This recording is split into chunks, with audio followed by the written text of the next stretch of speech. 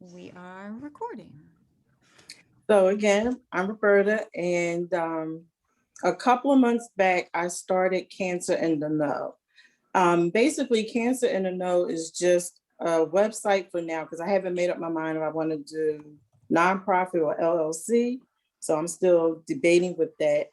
So Cancer in the Know, as I said, came about after I attended the Survivor Scientist Program with AACR in 2019.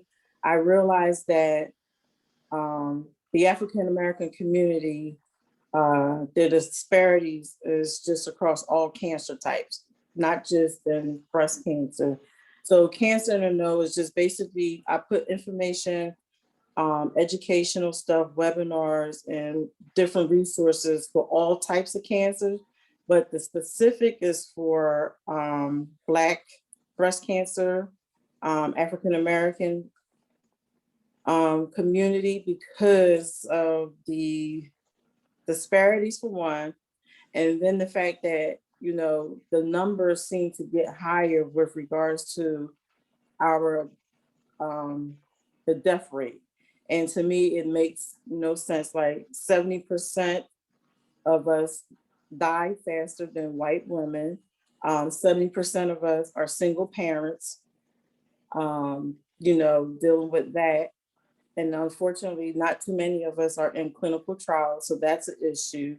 So it was just basically a little something I just wanted to do. And, just highlight and educate, just give people more education, more information, different resources, since people don't want to talk about it, and especially in the Black community. There are other things that I do that I don't put on social media. So, for instance, I have what we would call little sister talks, and we would have doctors who are African American in Pennsylvania come out and talk to women where they can be comfortable and talk about the things that they're not getting satisfaction with their medical team. Because most of the time we're not being heard. As you know, they say Black people are pain, we don't feel pain. And that's just not the case. We do feel pain. So we do those, I do those type of things like every 2 months, just to basically we go where people are. So we go in a community where most people don't want to go. And those are the communities that are not being heard, not being seen. It's kind of similar to what the Philadelphia Black Doctors Consortium is doing in Philadelphia. Kind of like that's what we do. Just go into those communities and basically educate them, talk about what they should know about, their breast health or anything of that nature. But this year I started talking to young people now because I realized it's not making any sense to me why every time I turn around they're younger and younger being diagnosed with breast cancer. And I realized someone brought it to my attention that they're not teaching home ed or sex ed or physical education in school. So since I'm in this world and talking to different people, so now I'm talking to young women, well, young girls starting from 5 up until 18, and telling them, what to look for, what not to look for, basically letting them know what they need to do about, self-examinations and things of that nature. And also our boys, because we kind of forget that boys and men can get breast cancer as well. So basically I just go out into the community and just do what I'm passionate about because we have to stop dying. And this month been kind of hard because we lost Nunny and then Spirit right after her. And it's like, and they both were young and they left children behind and husbands. So, and it's heartbreaking. And then, when organizations put out that breast cancer declining, the deaths, and I'm like, that's not true because you're not talking about the people that are dying from metastatic breast cancer. And I have a problem with that. So basically, I just go and just talk about, the type of breast cancer that people don't want to talk about. People just want to hear the early stage, and that's, the pink stuff. And there's more to that, because the truth of the matter, early stages, God forbid, 30% of us could go on to be metastatic. So I just do what I do out of passion, compassion, but I would like to see the numbers decline. I would like to see, the people in the African American community survive with our counterparts. You understand what I'm saying? So in order to do that, it's all about education. So I just go out into the community and just educate, and educate. And for those who have access to the internet, I put the stuff on there. If you go on the website, you'll see that there's different things on there. There's stories that I had participated in. Because at one point I didn't share my story. But I realized the importance of sharing my story. And also, I did the Anna Ono shoot in 2019. I did that because representation does matter. Because, African American women need to see what they look like when they have mastectomies or lumpectomies, when they're sitting in the doctor's office, and they can see what we look like and know that there's something out there, somebody that's out there that's willing to help them and get through what they're going through. So that's my little baby. And I'm still working on my website. It's just I haven't made up my mind. Like Stacy was saying, I don't know if I want to take on that part of being a 501c3 yet. Haven't made up my mind. So, but for right now, the website is up there, and it's just about informing people, educating people. But until we can get a little safer, then I'll go back into the communities and do what I do. Just like 2 Saturdays ago, we did a Zoom with my cancer ministry at my church where I go to. And same how I'm just talking to you all, that's what I did. And we talked about the story that I did with Living Beyond Breast Cancer, um, where I met Pinky. You remember Pinky, right, Stacy? Barbara, where I met Pinky. We talked about that. And then we talked about the other blog that I did about things that the doctors don't tell you about the side effects when you're taking a Remedex or tamoxifen or even chemo, and how that messes with your sexual intimacy. And these are things that we need to talk about, and doctors need not shy away from that, because it's important. Because as long as you're still here on this earth, you still want to have fun, right? I'm just saying. So, and that's why I'm so passionate about what I do. So, yeah. Thanks, Roberta. I was super excited that Roberta was willing to kind of share with us, because I think what she's talked about is a framework that works well in pretty much any community, right? The things that she was talking about going, meeting people physically, geographically where they are, but also where they are from a comfortability standpoint. If people aren't comfortable talking about something or talking with certain people in the room, they're not going to talk, right? So there's this idea of going to them in a space where they feel safe, and going to them in an environment where they feel safe, which obviously, you guys all probably do in your own community. And then the other piece that I just loved is, she mentioned she was talking about kind of health education. And I think a lot of us work with populations where people have already been diagnosed. People are already in, this was on Twitter, today, the cancer shit show, right? They're already in it, and we're trying to help them navigate either what's right in front of them or what we know might be coming down the pike, based on what they need, their N of one, their individual needs. And so I think the sooner that you start to kind of build this awareness and build this health literacy that can lead to screening literacy, that can lead to disease literacy, you start to destigmatize some of these things, right? I mean, I see Jill nodding her head. I mean, lung cancer has a huge stigma. because so many people still believe that lung cancer is the natural consequence of smoking. And that's wrong in so many ways, whether you're a smoker or not. But I think the more the lung cancer community gets the idea at younger and younger ages is that anybody with lungs, which is pretty much everybody in the population, is at risk, then it becomes a conversation of how do I reduce my risk? And if I get diagnosed, what are the options available to me? And oh, by the way, here's a disease that needs a significant amount of funding to drive research to change that narrative. So, Can I say something? oh, This is Bernard. absolutely. Yeah. And I've been around for a long time, for 27 years, but about 25 years ago, I started a program in California. And like Roberta, I realized that we need to start reaching people earlier. And so I started going into the high schools to really talk to teen girls about breast health and giving them literature, but also they take it home to their mothers, their aunts, their grandmothers, or whoever. And our hotline constantly got calls from the mothers that saying that they didn't know this information. And this is like 25 years ago.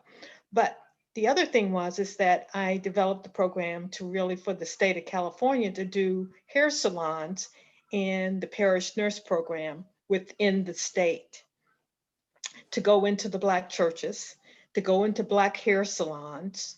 And I felt like it was really important. And then a friend of mine in the prostate community said, well, can I do that hair salon and do it in the barbershops? And he developed the barbershop program for the prostate community. So there are programs that, and then the Hispanic community, they had their Promotora program. And they used a lot of uh, my slides and what have you to really to expand that program. And so there are things that are out there that we need to utilize, that are out there that we can share with each other. And I recognize that, and I don't do educational outreach anymore, but that was one of the things I felt passionate about years ago, was outreaching in the community to make sure that people were getting educated before they got cancer, and then they knew where the resources to go for their cancer, if they were ever diagnosed with cancer, and then navigating them through that process. So I think Roberta is really, she's passionate about this, but I want to give her some more resources to use. So I greatly appreciate it because, it's for me, being diagnosed 7 years ago, I just couldn't wrap my head around some of the stuff that I was witnessing. And I'm like, this doesn't make any sense. Why are we not talking about it? Well, I realized that when I'm sitting in front of my own family, my grandmother, my aunt, and my mother, and my baby sister, and I'm talking about, and at that time I was bald headed, okay, because I just finished chemo, about to start radiation. And I'm talking about what else is in our family with regards to cancer or any kind of health disease. Only thing they talked about was lupus, of course, high blood pressure and diabetes. Well, not trying to be smart.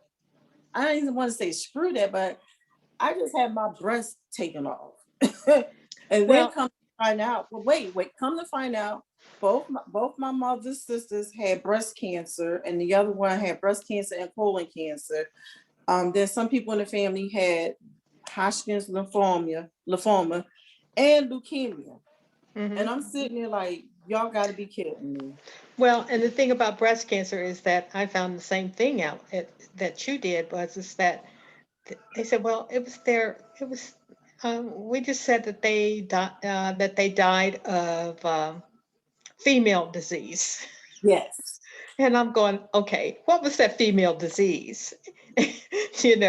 And so it was one of those things that they did not want to talk about. And so we're trying to erase that stigma in the African American community, that we just need to open this up. And I think in my family, me and my cousins and the rest of the family said, well, we're not gonna deal with that one anymore. We're gonna just open this little genie up, and we're gonna talk about what everybody has been diagnosed with. And some of it we will never ever know, but at least try to put it out there when you have a family reunion. I did a talk in Washington, D.C. one time, and it was about genealogy, about genetics.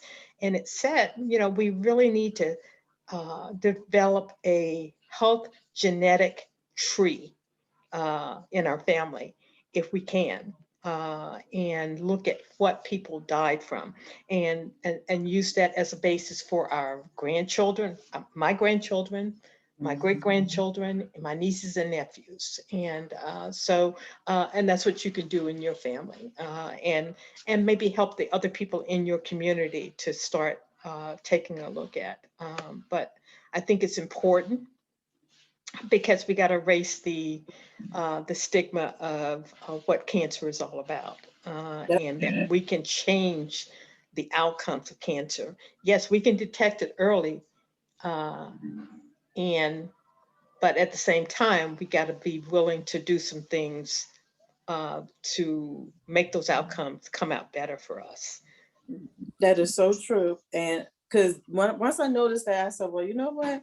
One way I noticed, people like social media, right? So I started putting a lot of information regarding breast cancer, or any type of cancer for that matter, on my personal social media page. And it took another survivor who was kind of persistent and was like, oh, I think you should do your own 501. And that's how Cancer in the Know came about, because I was like, Okay. here I go, my Facebook page is, that's just, and she was like, no, I think you should do this because you're so this and you're so that. And I was like, and let me just say this, she wouldn't take no for an answer. Okay. She sounds like Barbara. She wouldn't take no for an answer. And it was the reason for it, because like she said, at the end of the day, we all do things differently. So this person do something here in their little neck of the woods, and I do this over here. And she was like, you're just not breast cancer. You're kind of like, you're all over. But she says she sees the importance. And that's why I said it's time to start with the young people. And like Renara said, you can take that information home to their parents and things of that nature. And that's just how we have to, I don't know. It just kind of like boggled my mind 7 years ago. And it still does, to be honest. Because I'm like, really, y'all? Well, and one of the things, the reason I started the hair salon project was, I said, women were spending anywhere from 4 to 8 hours in the hair salon. I said, if you're going to spend that much time in the hair salon, well, I'm in there for about 30 minutes, no more than an hour. I'm getting my hair cut and washed and shampooed, and I'm out of there. But I knew that other people, that was a social thing for them. So I said, okay, I'm going to make this a social event. I'm going to entertain them while they're getting their hair done. And so I had people on my team that we go in there, we spend the day, and we were giving them breast cancer information, and talked about the things that they should be doing. And I even had pictures for them to look at and things for them to interact with. We had those little breast models. Now, I know that that's not kosher now to do those anymore, but hey, I was doing whatever I had to do 25 years ago. So, but it was a way to reach women, and to really talk about the screening programs that were available to them if they didn't have health insurance, because some of them were, qualified for the breast cancer early detection program in those states. And so they didn't have health insurance, so they were underserved, whether they were Hispanic and we even had transportation for them in California. We had So I'm gonna jump in super quickly, because Barbara's like doing the teacher thing and actually has had her hand raised for a while, Okay. and I want to make Okay. sure your question answered. I finally found my hand because I've been in Zoom for many, and we're in this call every Monday trying. And I said, I really lost my hand. I don't know where to raise my hand. So I finally found it. So Okay. I lost my So anyway, first off, I really, if somebody attends every meeting and has a lot of information, is Roberta. She has, if somebody could pull this off, it would be her because she's in every meeting taking notes or whatever. And I had the privilege of meet her and Stacy and Project Lead. But anyways, first off, I adore you. Second, now that you have your experience going out there, what have been, first two questions, the perception or how they take it, and number two, what had been like your aha moment that talking, Bernard says she did this 25 years ago, and I sometimes think we are still in square one. So what have been, your like, this cannot be happening 2021 moment, and how they take it once you talk to them.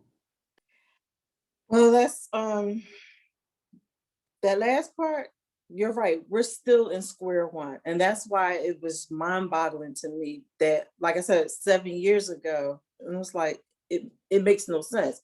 And for myself, I found my own cancer because I was taught to do self-breast examination. Not everyone was taught that. Then once we do go out to the community and do talk to them, most of them are saying they didn't know that. And it's like a ha ha. And it's like, and even when they're going to their doctors, they're saying that, the doctors kind of like, and I know you hear this a lot, brush them off and just send them on their way. And it's basically what we have to educate our women and men, that if you feel that way, don't you realize they work for you? You can fire them. And you find somebody who's going to take care of you and listen to you. And when you tell them that you can fire them, that's when they're like, oh, I didn't know that. Well, yeah, that they work for you. If you don't like what they're doing and they're not treating you well and they're not respecting you, you can fire them and find someone else who's going to do that for them. A lot of them did not know that they can do that. And too many of them, especially too many of them, let me just say, too many of them just take whatever the doctor say to them. And I'm like, no, no, no, no, no. He or she is not God. You can get a second, third, and fourth, and fifth opinion until you feel comfortable. And if they have a problem with you asking them questions, then that person don't need to be on your medical team. And I kid you not, a lot of them like, oh, I didn't know I could fire my doctor or my oncologist. Yeah, you could fire your primary care physician as well. Yes. So again, we're still in square one. And the reason why, and my personal feeling why I think we're still in square one is, it seems to me that each generation that is diagnosed with cancer or with whatever type of cancer, is like you have the people out there doing what they do. And most of us, we're out here, we're doing it, we become burnt out and then we stop. Some of us stop. I know someone who was diagnosed 30 years ago and she was like, I had to stop because it feels like everything is on you. And not only it feels like everything is on you, it's just that when you're out here, so for instance, myself, Sheila, and God rest her soul, Sarita, we talked about the disparities with regards in the African American community. We've been talking about this. And now, because of COVID and all the injustices that has happened with George Floyd and things of that nature, now it's like, oh my God, didn't know this was happening. Bullshit, excuse my French. You knew this was happening because those of us who was already diagnosed, we were telling you all this, but it was pushback. Because whenever you say something about disparities in the Black community or Spanish community, they look at you like you're crazy. And I'm like, okay. But now we have everybody's attention. And the reason for that is because of COVID, because everybody was home and saw what happened to George Floyd. You can't erase that whether you want to or not. And then with COVID, who dying? Black and brown people. And then Black and brown people still getting kicked to the curb for real with not getting vaccinated. Come on. So this is why, and then the work that we do, this is tiresome, is draining, is overwhelming. And then especially when you become close, it's like a sister and brotherhood, you become close. And then when they start dying, that takes a toll on us. So that's why I think we are still in square one. So my thing is, we do what we do, and we don't stop. We have to keep doing it to the point where we bring the next, because unfortunately, others are going to be diagnosed with some type of cancer until they find a cure or a vaccine or what have you. So my thing is, we take those folks, bring them along, and train them up to do what we're doing. So when we get tired, they can pick up from where we left off and keep it moving. Making sure that you train that generation and they feel that their voice will be heard, because sometimes we underestimate ourselves and they don't do it. So I think that I was going to tell you that really make sure to identify those people that can follow and see you as mentor, and they can do their, because you cannot be in every place at the same time. So find Exactly.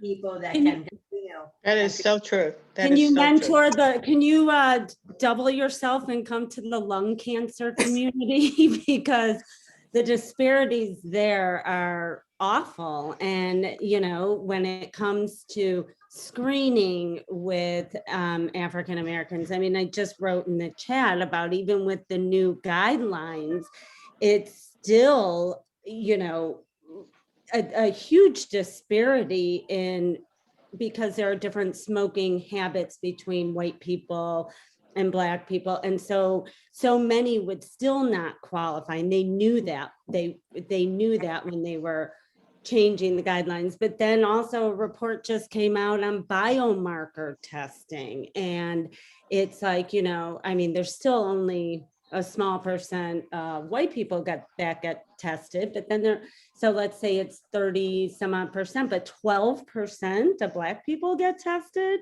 biomarkers, and then, always diagnosed at a later stage and worse outcomes, and not always offered palliative care, or, I mean, the list goes on, and we don't have advocates like you who are committed to it in the lung cancer community. Roberta's going to come visit though, right, Roberta? Yes, I am. I'm making my rounds to learn more about different cancers. So that's why it's called Cancer in the Know. Okay. I'm putting stuff up there about all different cancers, but it is specific to breast cancer because that's what I was diagnosed with. Right. And I see the disparities in, the Black and brown community. So my focus is on that. But at the end of the day, my goal is to do just that, to understand the different types of cancers and go in the community and teach them, because this is what we have to do. Well, that was the one thing when I was sitting on an advisory board at the National Cancer Institute quite a few years ago, they told me I had to take my specific cancer hat off and really focus on all cancers. And that made me realize that this was a much bigger issue than what had happened to me. And it really helped me to focus. And I've worked on several other different types of cancer since then. And it's just been kind of mind-boggling to look at all of the disparities with our community and the Hispanic community throughout all of the other cancers, and what kind of educational materials out there and information is out there, and just how they navigate that process. I thought California did it better than anybody else because they had a lot of different languages being translated out there. But then when I moved back to the South, which is where I'm from, I found that it wasn't so here in the South. There's a lot of stuff that needs to be done within the community of minorities. And so I agree with you, Roberta. There's a lot of work to be done. Yes, it is a whole lot of work to be done. But, I just say in order for us to get to the point where the numbers can come down, I'm going to just keep going until the good Lord brings me home, and Yeah. that's my motto. It's going to be Well, a while. Hey, well, Roberta, I'm a lot older than you are. I'm 71 years old, so you got a lot Yes. more years to go. So one of the Yeah. things, and I just want to acknowledge time because I know for some of you it's really late and we've only got 8 minutes to the Oh, top of yeah, the hour. yeah.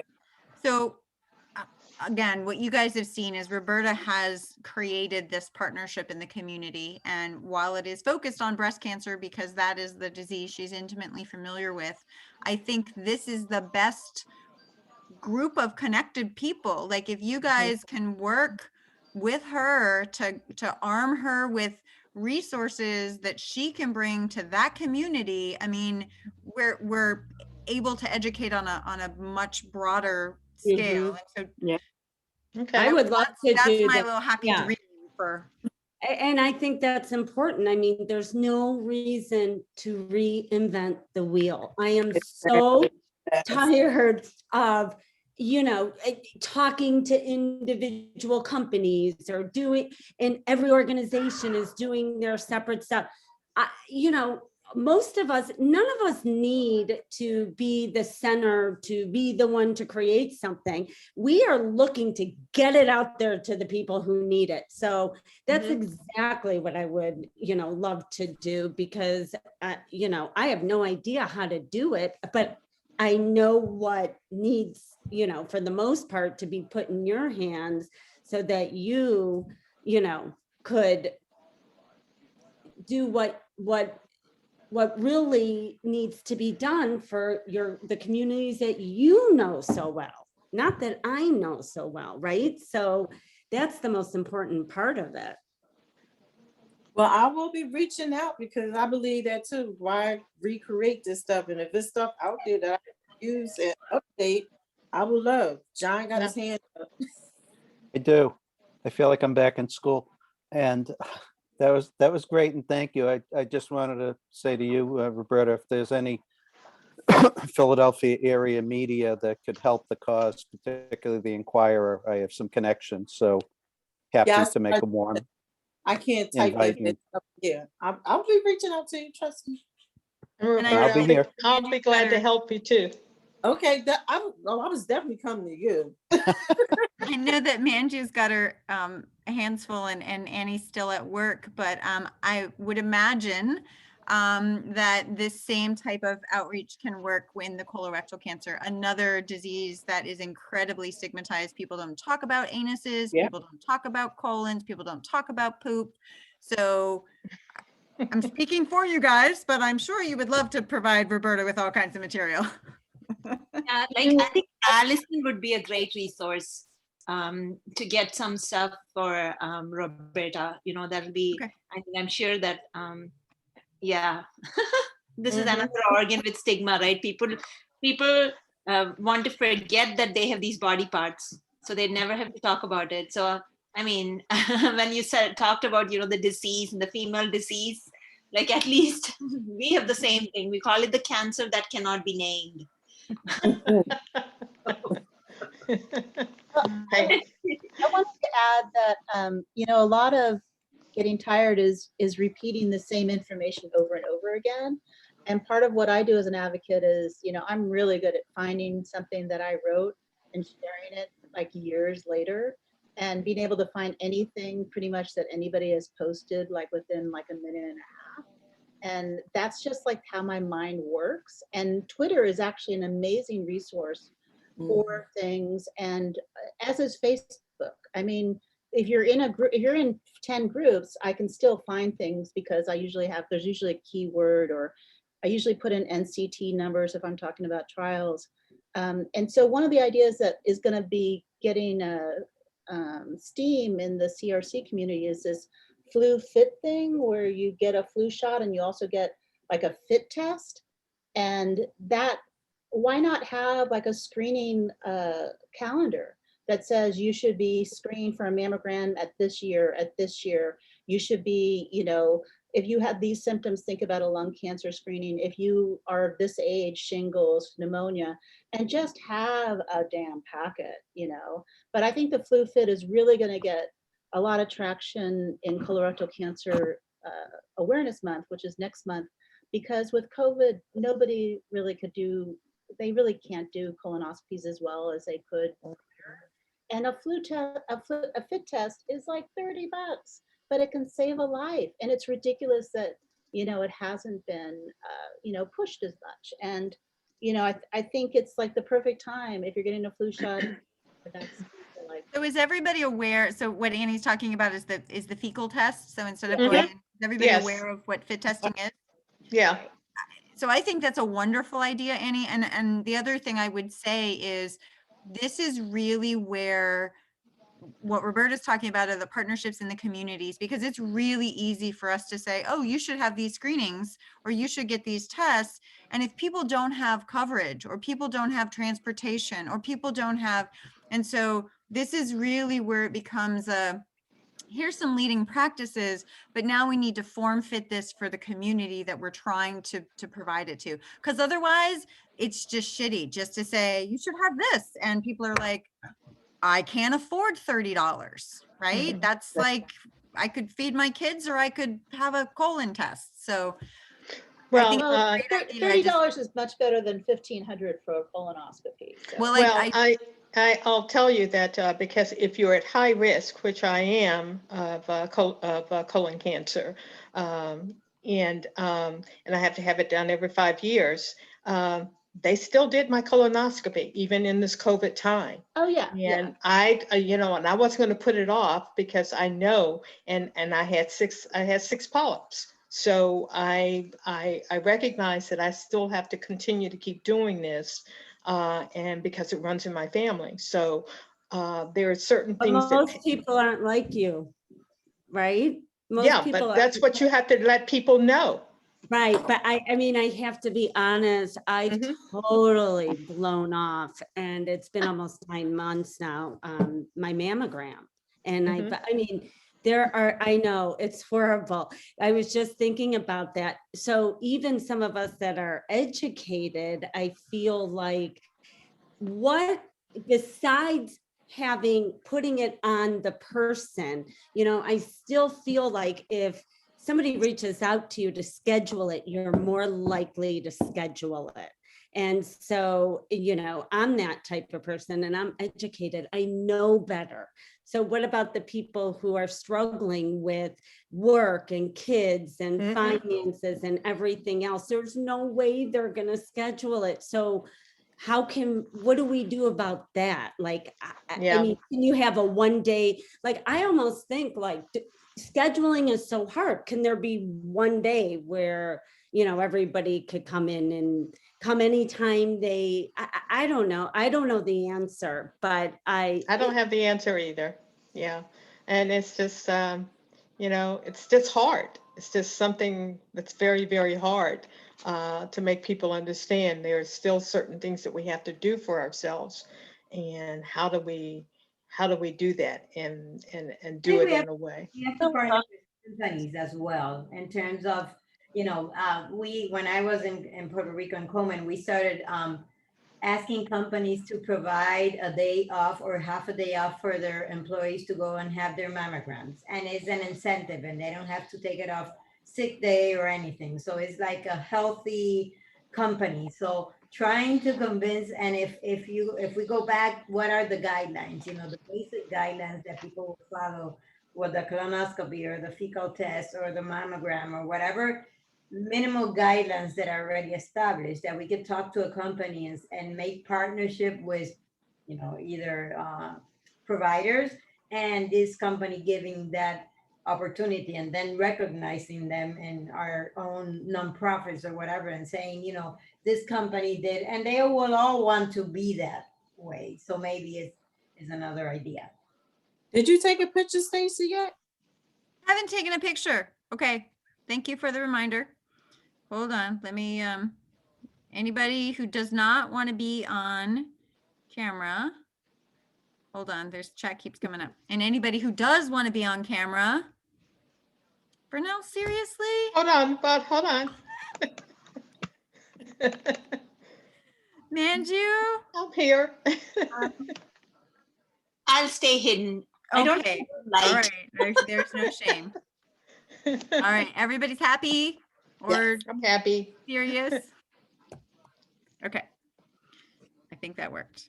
Yeah, one thing that I wanted to say was that for colorectal cancer screening, there are these local things that happen in many places. Like, for example, in Omaha, we have a Boxer 500 run. And what they do is that they collect money and they buy kits for screening. And then they use that money and the kits in the local community and give it to them so that people can use that for testing.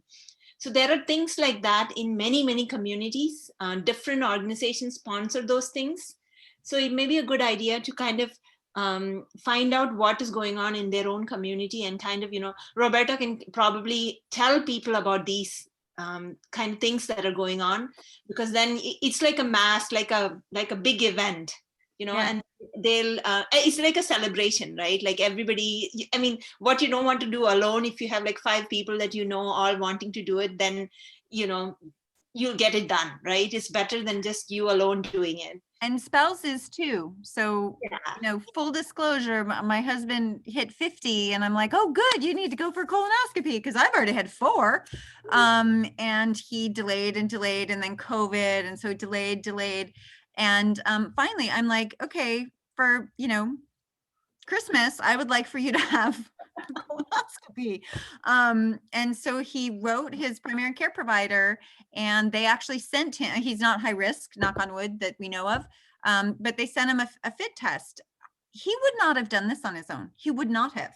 And so I think when we talk about helping to raise health literacy and helping to help people understand the importance of things, we need to think about like their loved ones as those kind of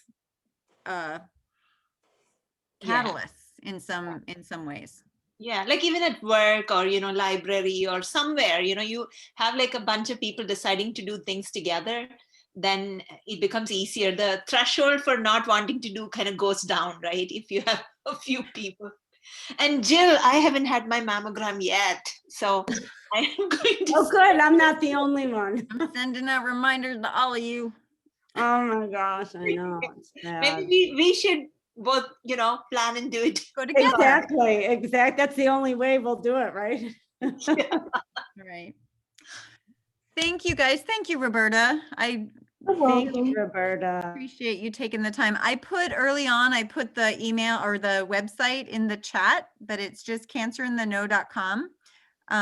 So if you guys want to see it, and then hopefully you guys can all we can do this in the Google group. You guys can connect separately, but Roberta, I would love to see this group help supply you with information on other cancers that as you go out into the community, and then hopefully other people who imagine this model working in whatever communities they're working in, we can just set up this framework in a bunch of different ways. So awesome. Thank you.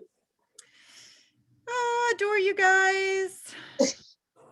All right. Have a Bye. wonderful evening. Bye. Take care. Bye. Bye. Thanks, everyone.